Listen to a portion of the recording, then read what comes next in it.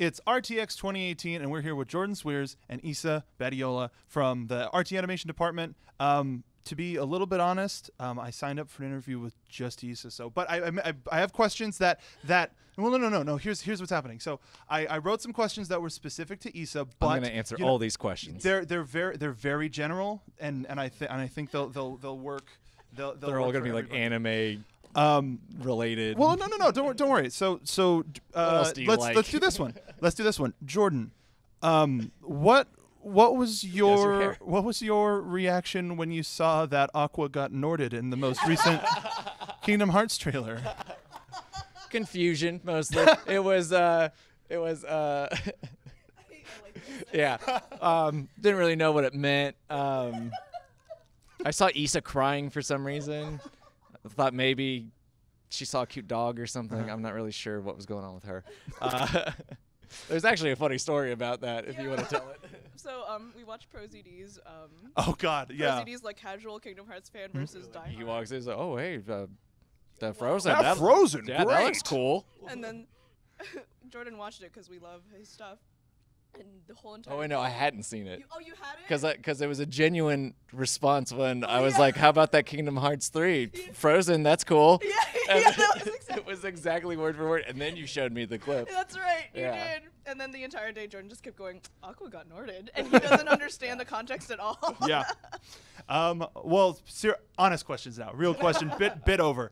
It was announced that there is a $2.5 million trust going to up-and-coming animators. Do y'all have any decision-making power when it comes to picking groups or anything like that? I think everyone in the company is welcome to bring things up on the radar. Mm-hmm. As far as what goes on after that, I don't know what's been established. So I don't know. Okay. All right, I don't know how else to phrase it. There is, I'm involved usually with our across the board development of shows and stuff. So I think whether or not the decision ultimately lies with the development team or what, I don't know. But I'm sure I'll have some sort of say in the matter. A little bit closer to development. Yeah. I'm pretty sure it's still at its infant stages right now of planning. Just wondering what does this mean? Is there a certain brand that we're looking for or like trying to maintain? So keep your eyes peeled. I think there'll probably be more news later. Are there any groups that you would love to bring into the fold? Probably yes. Yeah. I could name a couple, but I don't want to get anyone's hopes up. Sure. Well, you got just name dropping Internet Animation 1.0 with like Homestar Run. I was like, oh God, what could that team? And with Matt Chapman being a voice on Camp and all of that, there's a lot of hopes up. Yssa, recently you became co-director of Camp and it was announced that you're going to be director on some Nomad of Nowhere. How have your responsibilities changed with that new position? Oh, should I take? You can grab go it. ahead. Feel free. It's actually kind of crazy. I feel like I ended up like taking even more. I had my plate and now I have like another one to eat. So it's pretty nuts. I think in terms of like my responsibilities changing, it's just day to day. It's a lot more talking with this one about what to do. At the same time, though, it still feels very similar because at the end of the day, my goal as part of lead animator and now co-director and director of production is to understand what Jordan, our showrunner, wants, and discussing with him what is possible, what do we have, having a big picture idea of all the technical stuff that we have versus what can our animators do within a time frame. So it's just a lot more communication, a lot more figuring out intention of like scripts, figuring out storyboards, and having, I guess, like an even bigger picture of production now than I used to. Yeah. Okay. Yeah. We've added a lot more writers to the collective staff of the Camp writing team. What was the selection process like for that? It's an interesting question. It was very organic. It just kind of happened. I think Lee and Oren had been working on some, they've been working on some RVB stuff. So they were on Miles's radar, and when we found out that Carrie and Gray were too busy to write on anything on this season, we were like, well, we got to get some more writers, and we always love working with Eddie. We had already done all of Nomad with him, and I've been following Eddie's work for probably over 10 years, back when he was making content on the internet. So I always knew he was funny, and we tested out the first episode that Lee wrote was the Something Fishy episode, episode 8, which was originally going to be a holiday special. Really? Yeah, so we had kind of let her test it out to be like, it's something down the road. We don't have to really worry about workshopping it if there's problems or anything. And it was so good. It was like, okay, well, let's move it up, and then we'll work on, that's something else now. So yeah, and yeah, she was involved in a lot of our writers' rooms, gave notes, and came up with good ideas. And yeah, Joe was in the early writers' rooms, high-level kind of ideas and stuff, and he came up with some things that like he thought would be funny, like Cameron Campbell living in a cave. And he had just enough time to do one episode. Episode 9 was one of the first episodes written for the season. We just had to find a place for it to fit in, because it was very specific. Like we got to figure out how Cameron Campbell gets in that cave. So yeah, everything was kind of planned around that. So yeah, Joe then got too busy and wasn't in all the writers' meetings, but he did a great job with his script, and he did something that we've been putting off for a long time, which is like giving Dolph some more characteristics and fleshing him out a little bit. Yeah, really looking forward to it because he just seems like a nice kid with just bad circumstances, yeah, and he just doesn't know any better. Poor boy. I want to go to sleep too, except never. My favorite line. We quote a lot. Yeah.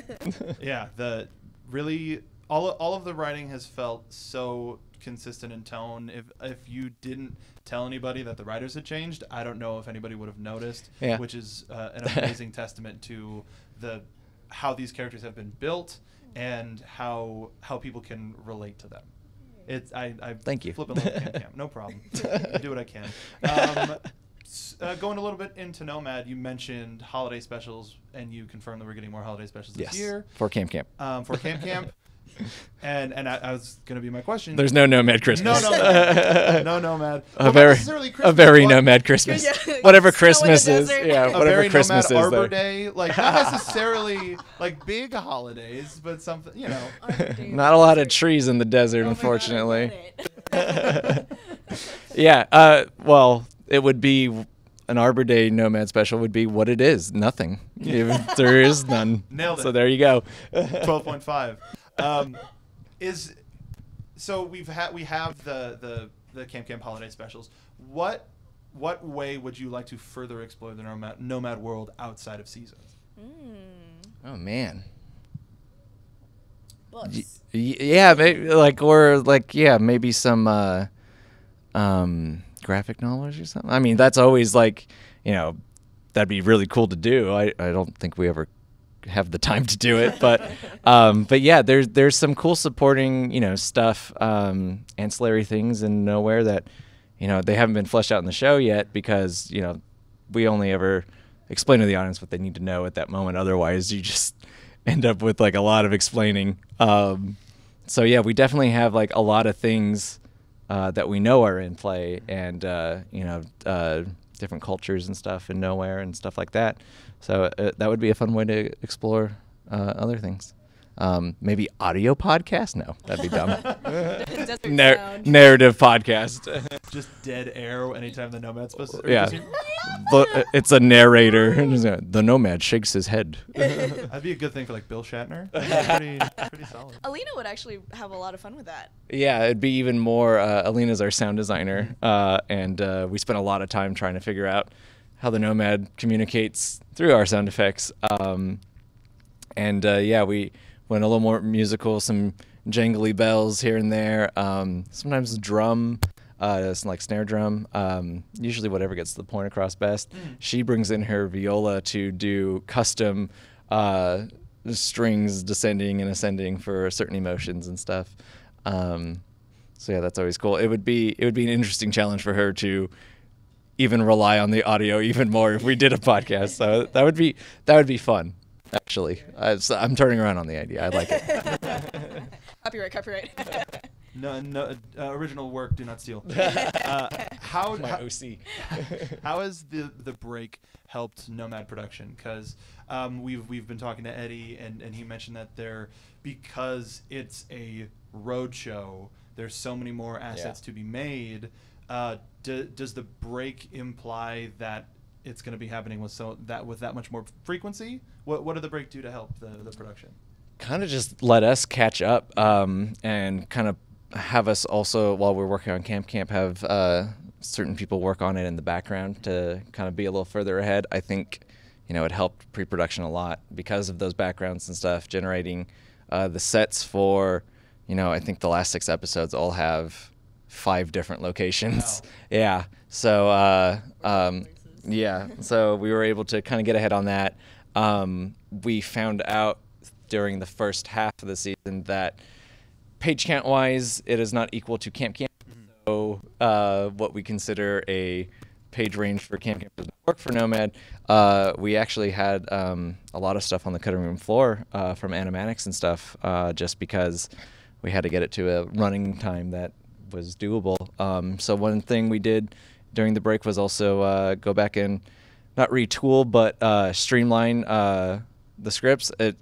Fortunately, the first thing to always go is the comedy. Yeah. All the bozo villagers and like townspeople all around. You won't get to see like some of their quips and stuff, unfortunately. But the plot points are all the same. It's just we made it a little more streamlined.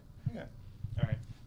Pivoting back to Camp, you mentioned that the series has kind of transitioned from a couple story beats here, a couple story beats there for the overarching season to now, there's something in every episode. Mm-hmm. How are you balancing the small character moments with the big, like, we got to get this in before the end of the season moments? Yeah, this season was definitely a challenge because of where we wanted to end up. And, Campbell was the biggest character, he was the biggest key to all of that. So we had to have a lot of episodes based around what he's doing, and those are like episode 1, episode 3, episode 5, 7, 9, and then we'll maybe see him again in the finale. Ominous.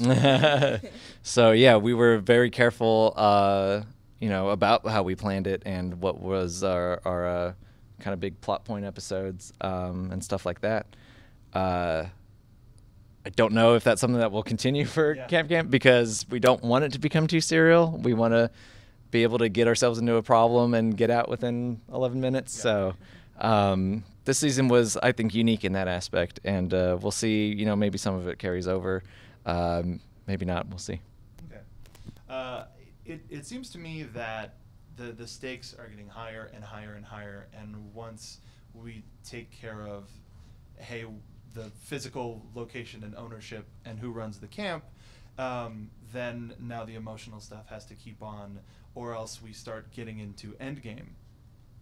Now, completely going away from that, hypothetical question, if there would be another iteration of Camp, whether it's side by side, after this current storyline arc, whenever that happens, would you rather work with a new group of kids or a time-skipped version of our current cast? Interesting. I think at the core of it, Camp is a show about the differences between adults and children. Mm-hmm. So I think that always is at the core of what the show is. So if there was like a Camp 2 where it takes Camp Gaiden or the Boruto, yeah, something like that. Yeah, I would think it would kind of be the same premise. Different kids. Yeah, it would be different kids, maybe even different counselors. Who knows? I've never thought about that, so that's just my first reaction. I know my answer. High school AU, yeah, we know. Like, throw my shoe at you. is it considered fan art if it's from a co-director? Yeah, That's what I wanna she know. is a fan in those. She's definitely a fan in those moments. I just need to set the record straight that everything that I draw is totally not canon. Good, official. Although there are sometimes she'll ask me, "What kind of shirt would Max wear in high school?" I go, "I don't know, a cat that just says no on it." That goes in. Yeah. So I guess that's canon, hypothetical canon. Well, couple of rapid fire questions for Yssa, just because I want to talk about. Yeah, this is Fanservice. her interview. Fanservice for a second. Oh, the bit's back. Now, what was it like bringing Fanservice back and on Crunchyroll? That was actually an interesting process. Cole would actually be able to give you more details. However, as a cast member, as a cast what was member, the process like for you? Very interesting. Primarily, I'm one of the core cast members for Fanservice, and Cole would talk to me frequently about some of the new news that would come out. Mm-hmm. It was very sad when we all kind of confirmed, like, oh, we're canceled, like, we're not going to come back anymore. But then it was funny how kind of slow whispers started to, like, bubble into the surface. And honestly, we're pretty close with Crunchyroll. We are kind of like sisters or cousins in a sense for the companies that we work for. And we've always had a very positive and productive relationship with Crunchyroll. So it just ended up happening very naturally that Crunchyroll and the people who work there liked us and our podcast enough, because we've had guests from there and have them watch our show, that they're like, hey, you know, why don't you, do you still want to do this? Let's do it. We'll pay you. And we're like, oh my God, Sugar Mom. Crunchyroll Hime-san. Was the skeleton on the wall in the Undertaker episode a reference to bones? No. I'm sorry for touching on such a sore subject. That's not bones. That's dumb catchphrase. That's so not bones. Very much not bones. Infinite amounts of not bones. Would so we've got Camp quote ending. Season finale is dropping next week, and then picking up with Nomad right after that. Yep. Is there anything that you want to tell the community to sort of final preview, things to be ready for before we sign off? Be ready for lots of emotions, both in Camp and Nomad. Nomad will be following the same release pattern as Camp from now on. It will be first on the Rooster Teeth site for first members for a week, and then public after that. We will show clips and stuff on YouTube, but it will not be coming to YouTube immediately, so roosterteeth.com is the place to watch it. Okay. Anything that you want to mention, Yssa? My AU. No, I'm just kidding. Let me link you to Not my bones. fic. Link to Issa's fic Right down here. below. But thank you so much for joining us. Really happy to see you every RTX. But that'll do it for us at RTX 2018. We'll see you next time.